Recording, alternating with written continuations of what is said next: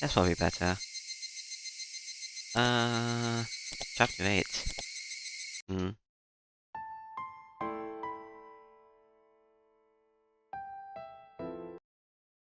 Alright. Eh? What did you just say? This is information from a reliable source. It appears that they found the murderer of Satoshi-kun's aunt. It had been a few weeks since the murder. Satoshi-kun still hadn't been found. I had no new information on his whereabouts. The murderer came after he disappeared? Case's report came as a result, completely out of the blue. Does that mean the police arrested the culprit? It seems that he confessed during his interrogation regarding another case. That sounded strange. It was a shame that if Satoshi-kun they arrested, he wouldn't have worded it that way. It sounded as though Satoshi-kun wasn't the culprit. Keisei, who's the culprit? So it wasn't Satoshi-kun? I swallowed those final words. I was convinced that it was Satoshi-kun. The police and Ushi must have thought the same way. The reason Ushi approached me is because he was convinced that Satoshi-kun did it. Don't worry, it doesn't seem like it's Satoshi-kun. I heard it was a lunatic who was aiming to continue the series of mysterious deaths. What? A lunatic? What do you mean? Keisei shrugged. I don't know. Since the investigation is classified as a confidential case, the information I can get is limited. Confidential? Why? To prevent the village from developing a bad reputation, you don't see articles about kidnappings while the police are negotiating with the culprit, do you? It's something similar to that. Come to think of it, I haven't seen anything about the aunt's murder on TV or in the newspapers. These strange deaths have happened for 4 years in a row now on the day of Higurashi. There are those who try to make light of it, and now the lunatic who confessed to the aunt's murder said he did it in imitation of the series of mysterious deaths. Keisei didn't know anything else, so instead of probing him further, I reviewed the information myself. I was really shocked to learn all this. I was convinced that Satoshi-kun killed her. I thought that was the reason she had to disappear, but it was actually some lunatic who killed her, and he had no relation to the aunt whatsoever. So Satoshi-kun had nothing to do with the murder? If so, why did he disappear? I couldn't accept that this lunatic had killed the aunt. And what's really strange is the phrase the case had used 4 years in a row now. After all, I'd been thinking that this murder happened because Satoshi-kun had been in a dire situation, and had nothing to do with the series of mysterious deaths. I felt as though Satoshi-kun's case had become someone else's. The series of mysterious deaths in Himizawa is also known as Orishida-sama's curse. Satoshi-kun's case had become one of those mysterious deaths. In other words, Satoshi-kun's case had become a part of Orishida-sama's curse. I didn't like the way that sounded, because it was as though the curse had swallowed Satoshi-kun.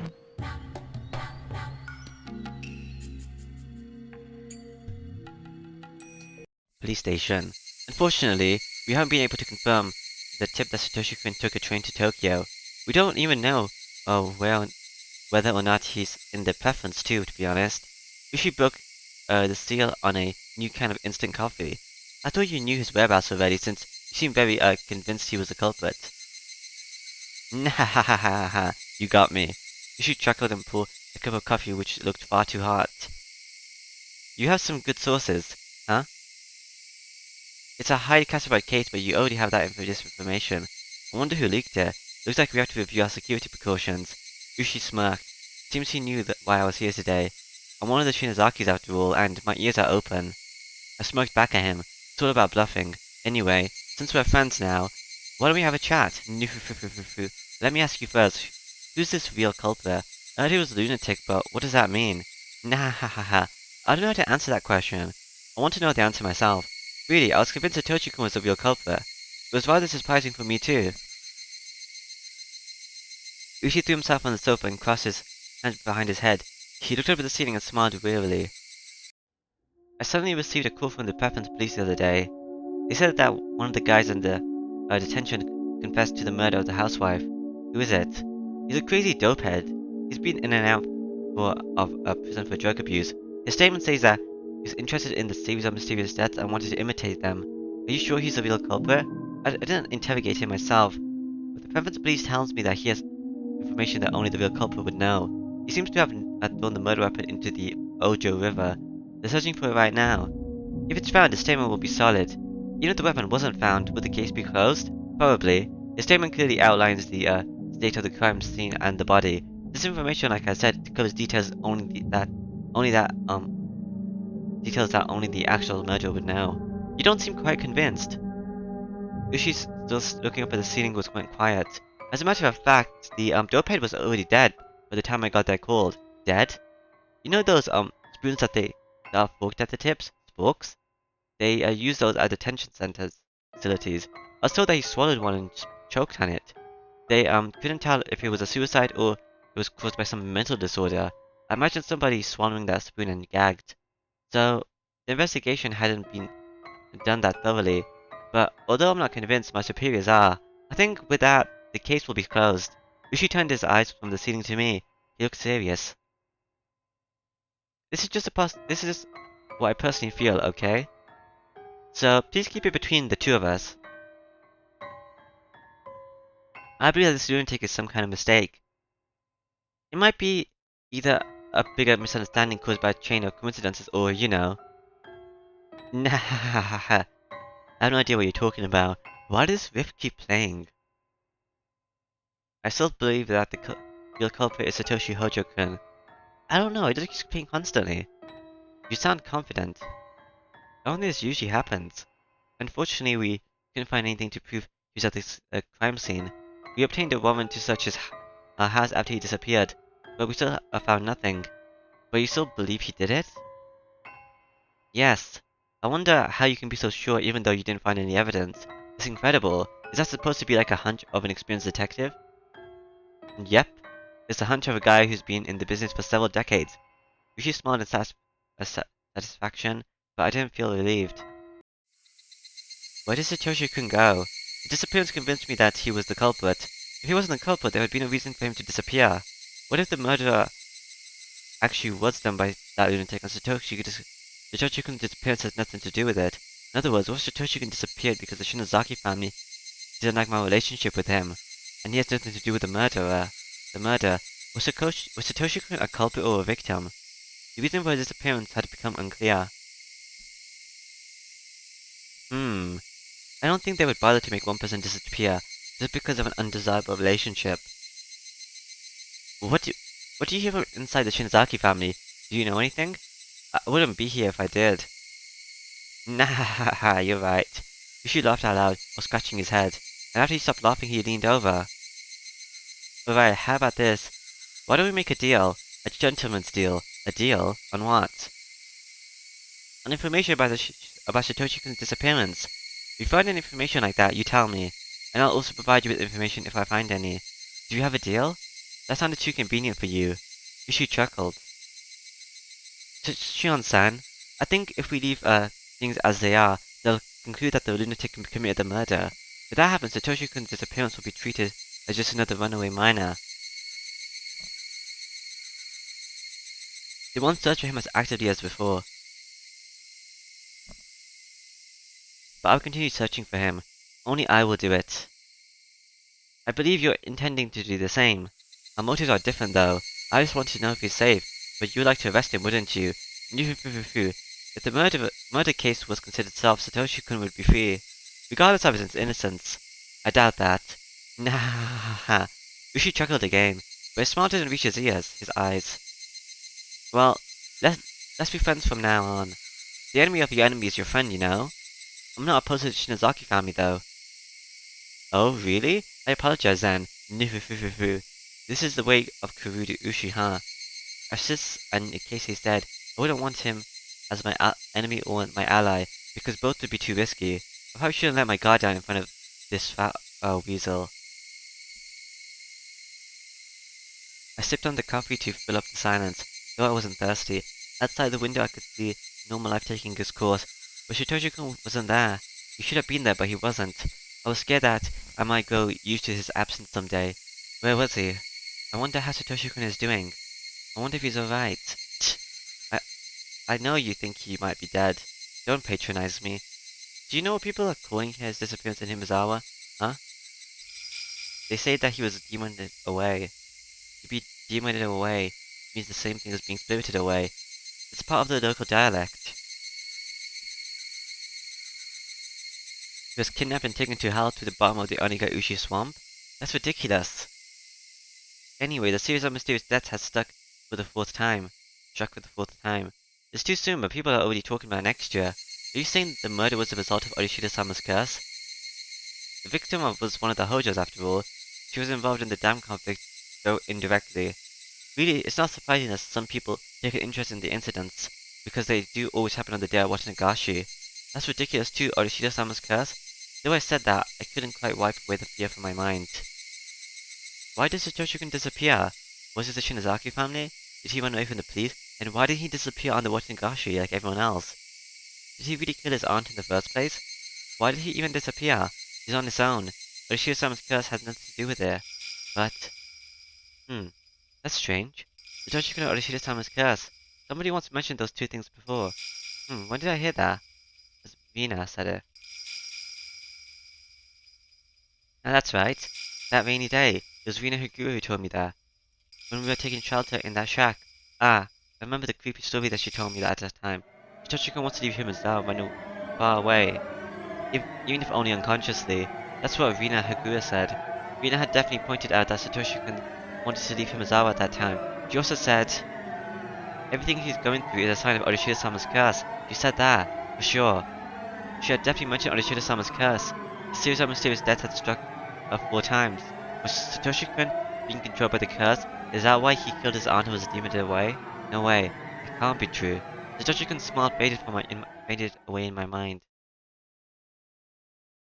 Satoshi-kun's disappearance, not only that, the reason for his disappearance also disappeared. It must have been done by a human being. I can't accept that he was demoned away. Notebook, page 43. Okay. Time skip, maybe? I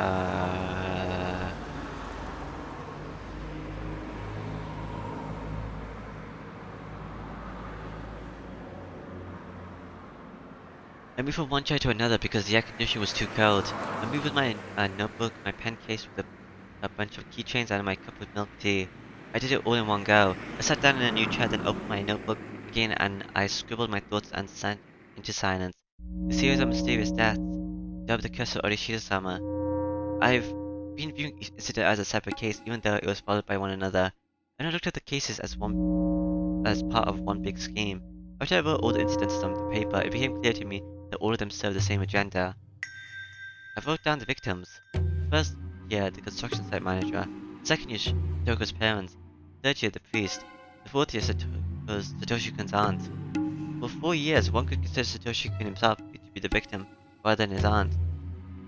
For the fourth year, if I consider that each case arose from the grudge over the dam conflict, it's quite simple.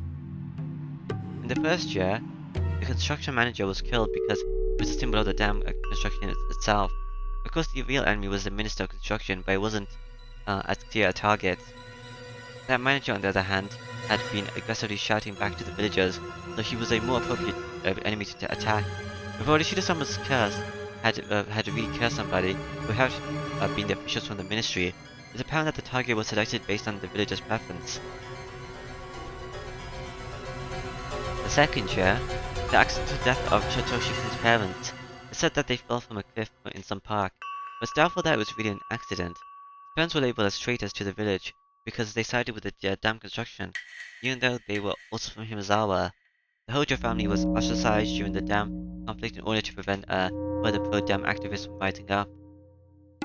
That means that the Hojos were unnecessary during the conflict to play the role of the traitor, so when the conflict was over, they no longer served any purpose. The construction site manager was a symbol of the external enemy. The Hojos were a symbol of the internal enemy. Those people fell to the curse, and it seemed the grudge over the dam conflict had ended. Yet those incidences were followed by another. The third year, the leader of the 3 families, the priest Furudu, suddenly died of illness with an unknown cause. His wife drowned herself on the same night. He seemed to have left a note that said she was sacrificing herself to pacify Orishida-sama's anger. Whether it was a fatal disease or suicide, the death looked suspicious. Mian admitted that the Shinozaki family didn't like the priest's attitude. They didn't like how the priest had been generous towards the pro-dam activists. The priest wasn't quite a traitor, but he was subtly uncooperative. Looking at these incidences, I realized that the curse was formed based on the degree of hostility, enemy, traitor, and a dissident. Dissident. This meant that the curse was actually payment, as a punishment for the criminals of war. Then, in the fourth year, I didn't understand this case at first, to be honest. At first I believed that this case was separate from the others, even though it occurred on the same day. I never thought that there would be any relation to the other three, but then when I wrote it down, I looked at it objectively. The victim is a relative of a traitor. After enemy, traitor, dissident, a relative of a traitor doesn't sound too odd. It comes naturally as a fourth target. On the day the villagers worship Orishina-sama, their guardian deity, the criminals of the dam conflict, have been punished by the curse. What do we go for voodoo then? Did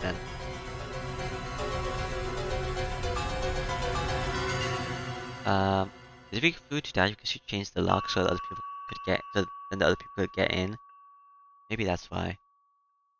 Because she did die for that reason in chapter 2. On the day in the villagers worship Orishina-sama, their guardian deity, the criminals of the dam conflict have been punished by the curse.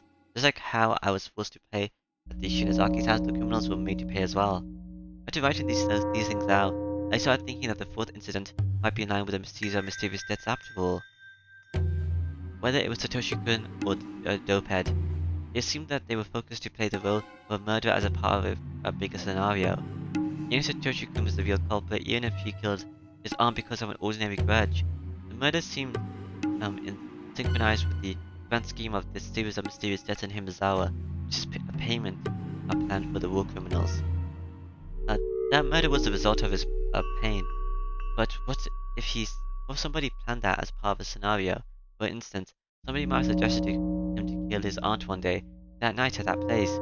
I had no doubt that Satoshi-kun decided to kill his aunt in order to protect Satoko. But did he really reach that conclusion on his own? Satoshi-kun was optimistic and somewhat detached as far as I know. Would he really have considered murdering his aunt even if it was to protect his sister? Couldn't it be possible for somebody to have chosen the aunt as the fourth year murder beforehand, and they used Satoshi-kun, and Satoshi-kun was eliminated because of his connection with them? Looking at it that way, the murder of the first year resembles this case. The main culprit behind that case hasn't been found yet, dead or alive. The other culprits testified that their fight had turned into a slaughter, but would it be possible that the murder culprit had manipulated the situation? What if he had been told to kill somebody on that day at that time and in that place? Certain. The first murder resembles Satoshi-kun's case very much. So, does that mean Satoshi-kun was being controlled by somebody else? Ushi had presented me with a hypothesis that the Shinzaki family made Satoshi-kun disappeared in order to end my relationship with the murderer, but when I read the notes I wrote down, his disappearance didn't seem too spontaneous. It seemed like part of a bigger plan. Since I've unexpectedly gotten involved in that plan, I had to separate from him, since Satoshi-kun was giving it away as planned. At first I also believed that the Shinzaki family made him disappear because they didn't like that I was in love with a member of a family of traitors. But something didn't add up. Something felt strange. I wasn't the reason for his disappearance after all. Even if I never met him in the first place, Satoshi-kun was supposed to kill his aunt in June 1982 and then disappear. At one point I had been thinking of taking revenge on the hag. I believed that she'd separate us, but what if my relationship with Satoshi-kun had nothing to do with his disappearance? What would that mean? Who made Satoshi-kun disappear? I need to understand the series of mysterious deaths in order to solve this mystery. What did all these deaths mean? Who's behind them and what purpose did they serve? I wanted to know the purpose, the motive, and who was responsible. Who took Satoshi-kun? I wanted to know if he was alive. The series of mysterious deaths in Himizawa is called Orishida-sama's curse. What is that curse? Specifically, what kind of god is Orishida-sama? What blessing does he bring and what punishments does he dole out? I wrote down my thoughts in the notebook. What's Orishida-sama? What is he? I scribbled these things down. I was so absorbed by it, I didn't realize somebody had been standing behind me watching. The whole time. I couldn't stop myself from gasping as that when I realized. Sorry, oh, it's Nakano, hello. Did I startle you? Hihi. The intelligent-looking woman giggled. No, I was just a bit surprised. Sorry about that. She could have apologized a little better too, since she'd been watching me from behind. But she just stared at my face instead. Are you Shion Shinozaki-san? You must know sis that you know my name, but I don't know who you are. Being twins is a pain sometimes. People you've never met before can tell exactly who you are. Hehehe, I'm sorry. Shinozaki-san, I know, would never be seen in a library, so I assumed that you were her twin sister. The woman giggled again. Well, you were right. I'm Shion Shinozaki. Nice to meet you. May I ask your name? Oh, I'm sorry. I should have introduced myself first. She seemed to love her own hair because she kept running her fingers through it boastfully. I'm Mion Takano. You can call me Mio, Shion-san. Shion-chan. Nice to meet you, Takano-san. A condescending attitude bugged me. I hate meeting people like that. I closed my notebook and got ready to leave the desk. Oh, are you upset? Thank you for your concern. I like to be alone when I'm thinking, so I'm moving to another spot, excuse me. That's a shame. I thought we'd be good friends. Did you? I don't think so. I finally met someone with the same passion. A fellow researcher of Orishida-sama's curse. I think it's quite unusual to meet someone like that. You saw my notes. My face reddened. These are just theories. It's all nonsense, just childish scribbles. The series of mysterious deaths is also known as Orishida-sama's curse. Though each death is an independent incident, all of them clearly share the same purpose. Each year somebody dies of the curse, and somebody dies, someone answers the sacrifice and disappears. What? What are you saying all of a sudden? Somebody dies and someone else what? I was taken aback by her weird spiral, but I realized right away that she said something extraordinary. Didn't you notice that the number of victims is always even? Haven't you realized that yet? The number of victims is always even? I was confused, but I tried to figure out what that meant. The damn construction site manager died in the first year. There was only one victim. The second year, the victims were the parents of Satoshi-kun, so it was 2 people. The third year, it was the priest, and if her death was also planned, his wife, and 2 again. This year, the 4th year, Satoshi-kun's aunt died, and Satoshi-kun also went missing. If Satoshi-kun's disappearance was planned, the number of victims was 2. It's true, except for the first, the victims always came in an even number of 2. Wait, I just concluded that the first case resembled the 4th one. The main culprit was still missing. He might be deep away just like Satoshi-kun. See? Doesn't it make sense now? It kind of sounds like a teacher who had just showed me how to solve a difficult math problem. I wasn't quite convinced, but I couldn't deny what she said either. Did I give you enough hints? I really would have enjoyed a conversation with you, but I think you prefer being alone. Hehehehe. I'm sorry that wasn't respectful, Mio-san. Please call me Shion. Hehehehe. You seemed, content that I changed my attitude. She kept giggling for a while. She didn't seem that reliable. I didn't want to be acquainted with her for too long. But I don't get to talk to people very much, and what she said interested me. Let me introduce myself again. I'm Mio Takano. Call me Mio. Pleased to meet you, Mio-san. I'm Shion Shinozaki, Mion's twin sister. Please call me Shion. I took the hand of Mio-san, held out as a sign of reconciliation. Mio-san, I guess we're closer now? Like, I'm not usually this close to you when I'm pairs, Kichi. Please tell me more. You said that there are always 2 victims? One died due to the curse and the other one is a sacrifice? Shion-chan, before we get into that, could you tell me why you became interested in this? She leaned over and looked into my eyes. It was quite kind of uncomfortable. Mio-san, how much do you know about me? I guess you have an idea if you know my name. I don't know much. Just that you recently returned from a boarding school. I see. So I think you can imagine that I want to know about the series of mysterious deaths that happened while I was away. I'm just curious. I see. You're curious, eh? I got the impression that she knew about what happened to Satoshi-kun and me, because she instantly recognized me as Mion and Shion, not Mion. I didn't know why I thought that way, as she couldn't have access to the source. She shouldn't have access to the sources that, for instance, Ushi does. It was just the look in her eyes that made me think that way. Let me ask you a question this time. You called me a fellow researcher of Orishida-sama's curse, didn't you? So why are you researching the curse? You also stated that there's always an even number of victims of the mysterious death. It's true that Himisawa's mysterious deaths are often called Orishida-sama's curse, but why would you dive into the mysterious deaths if you're researching the curse itself? Shion-chan, you're asking too many questions at once. I can't tell what you really want to know. Oh, I couldn't say anything in return. Maybe I'd been too inquisitive. I'll answer your questions one by one. I'm not just researching the curse, as my subject is much more broader than that. I'm researching the history of Onigaushi village. In plain terms, I'm researching the dark and ancient history of Himizawa. Onigaushi village? Isn't Onigaushi the spawn of swamp some people believe is connected to hell? And in what dark history? I kept asking questions. Mio-san, however, looked pleased to hear them. Onigaushi village is the old name for Himizawa as it was known back before the Meiji era. About the dark history, you know a little about the man-eating demons, I assume? Ah, the man-eating demons, huh? That was the fairy tale told in Himizawa. Long time ago, demons came out of the swamp, and while villagers battled with them, they ended up living peacefully together. The villagers transcended and became a sacred people having human blood in their veins. That long forgotten tale came back to my mind vividly. You know the story because you're a villager, of course, but what about the story about the cannibal banquet? Eh?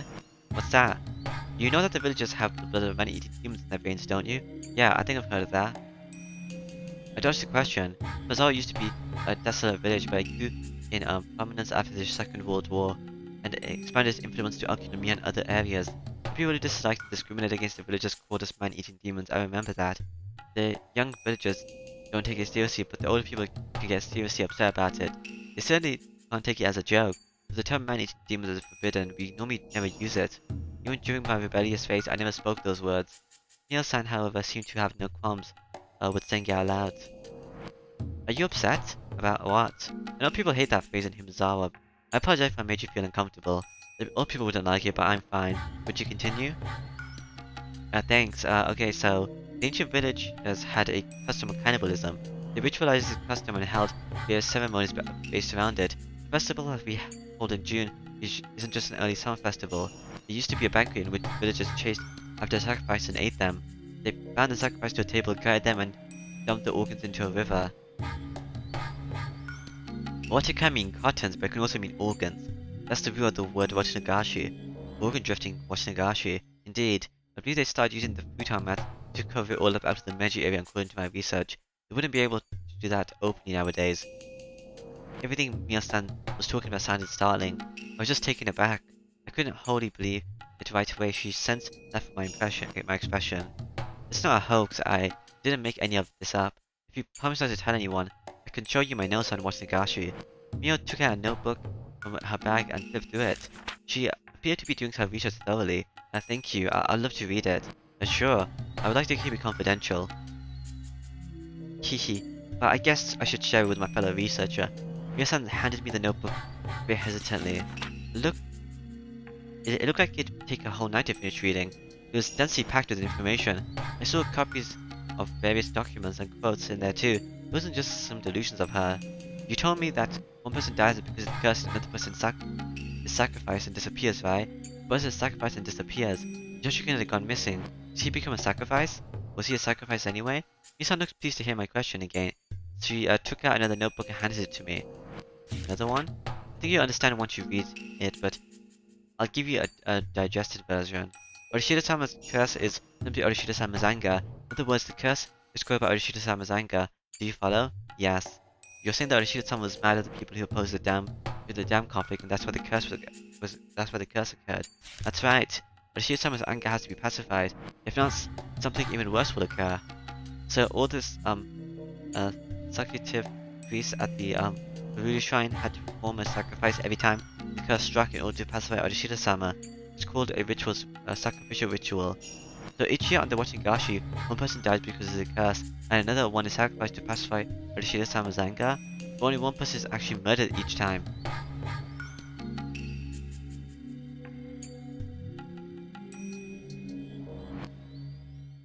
So,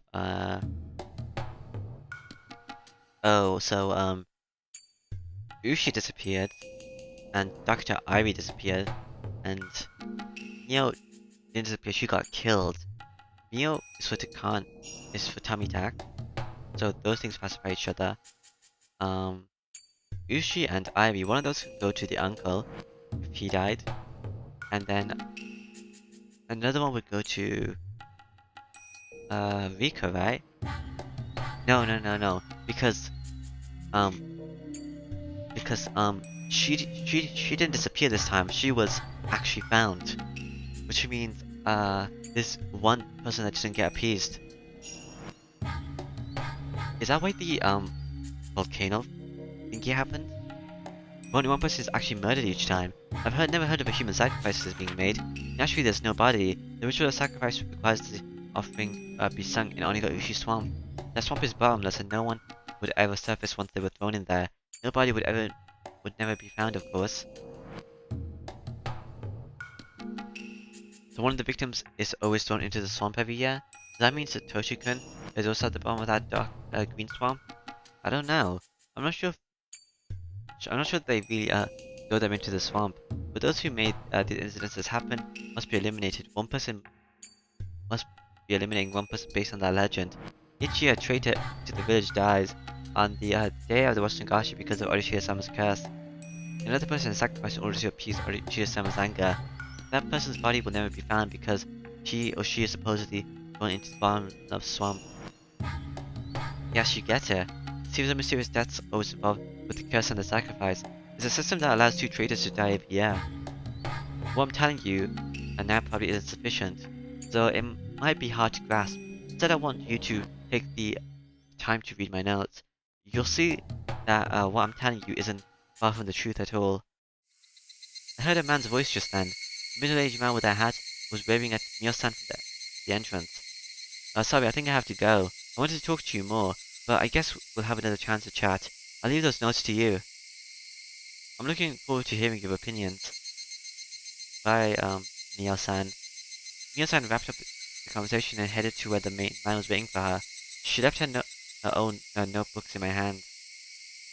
Mio waved at me as she left the library with her companion. Obviously the notebooks are going to be the tips.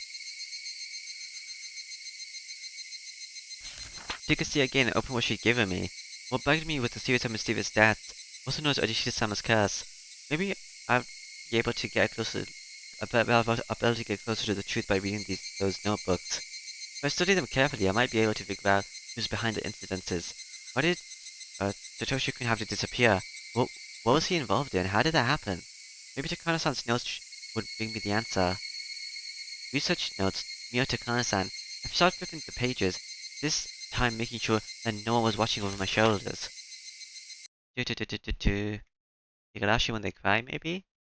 Maybe. I don't know. Ooh, it's getting dark. It's time for the library to close. I had to leave. I bought some food on my way home. I shut my door and locked it right away. Then I heard the door of the neighboring apartment open. Casey lived next door. Nobody else lived on this floor of the nearly empty apartments building anyway. I clearly heard the door open and close. Casey must have noticed I came home and was coming over because he wanted to talk to me. I knocked the door and shouted out to him. Is that you, Casey? I'll leave the door unlocked for you. I'm not Casey, Shion-san. That voice. I twitched. Can I come in? Sure, sis. The door slowly opened. My alter ego Mion Shinozaki appeared. She was holding a box of cake, while smiling timidly. Are you going to keep standing there until I escort you? Come in. Sorry, this room doesn't look very cute. It looks comfortable. She looked a little tense when entering my room. It's her first time here. How's life? My new school is as boring as I thought it would be. I usually go, but I skip classes when I don't feel up to it. I couldn't do that when I was going to St. Lucia's. Haha. So St. Lucia's was really tough, huh? You should go there sometime. Sorry, I bought cake, let's eat. When I opened the box, I saw cheesecakes there. We have the same taste in food, so we don't have to fight if we get 2 of the same thing. I chatted with her over the cheesecake. I talked to her about school and whatnot. If you need furniture, tell me. I might be able to get some for you. I finally get used to this room, but I might move out soon. The furniture won't be necessary, thanks though. Dad wants me to come back home. I don't want to live with him, but he sounds desperate. Haha. He'd be pleased if he came home. He looked lonely while you were gone. Ha. You can only say that because you don't have to live with him. Ha ha ha. Come to think of it, this was the first time I noticed this since I was allowed to live as Shion Shinozaki. She didn't look like she was when she was at the Shinozaki's house that day. The successor of the Shinozaki family and my twin sister are 2 different people. The demon lives inside the leader of the Shinozakis. Our bodies are exactly the same except for the tattoo of the demon on her back. Mion's destiny as a successor was set in stone when she got that tattoo. It's pretty simple. The Mion from that night was different from the Mion before me. I don't know if tattoos stretch when you get older. Like, when was that applied to her? I don't know. When I was supposed to tear off my fingernails, I'd momentarily despised her. But if I were the next leader of the family, I'd have to do the same. Shion, how are your fingernails? The wounds have closed. I don't bandage them anymore because it looks too conspicuous. My nails still look ugly, so I don't really like showing them to people. I sneered at her, displaying my incomplete fingernails. Mian grew quiet and looked down. You don't have to apologize. You did what you had to do. You just played the role of the successor. I'm not holding any grudges. I'm sorry. Okay, apology accepted. But if you apologize one more time, then that'll be cancelled. I won't forgive you for the rest of my life. Huh? What do you mean? When you start apologizing, you never stop, so I'm cutting you off. Will you really forgive me about Satoshi-kun as well? My heart ached when she mentioned his name. It felt just like the ache of an old wound. I figured you loved him. No wonder I shouted it out in front of you all. I'm not embarrassed anymore. Ha ha ha ha. Granny truly believes you've atoned. She thinks you've done all you needed to do, but the matter is finished. That's good. My pain won't go to waste then. I wonder where Satoshi-kun disappeared to though. I started choking when I heard her say that. I just said it to her myself. I said I'd forgive her completely, but that promise instantly evaporated. Just because of what she said, I felt like I turned into a complete different person. What did Mian just say? Did you say I wonder where Satoshi-kun disappeared to? Who else could know other than you and your folk? What did you say? Where did he go? I felt my eyeballs reddening in my anger. It felt as though they were about to pop. I choked on a burning sensation in my throat. Mia's expression rapidly changed. Even if she noticed the devil's mask on my face. We were one and the same. We could completely understand each other's thoughts without voicing them. The showing our expression was like unveiling everything in our hearts to the other. Sorry. Even though I told her not to apologize anymore, Mian apologized. I felt like strangling her. I was going to make her confess where she'd hit Satoshi-kun. If she told me she threw him into the Higurashi swamp, I'll strangle her to death and right then and there. I really don't know what happened to Satoshi-kun. That's a lie. It's true. Granny doesn't know anything either. Please believe me. That's a lie. Are you saying that Orishida-sama's curse a demon hid him away? It can't be a curse, it can't be. Words kept coming out of my mouth like I was chanting a spell.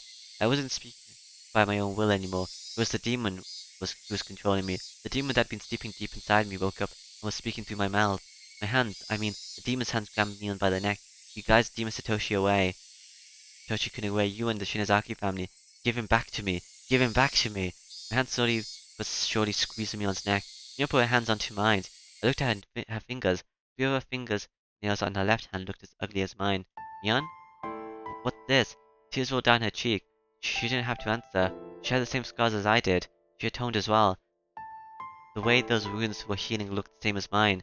So did she get her wounds around the same time I did? It was unfair that only you had to go through that. Hick.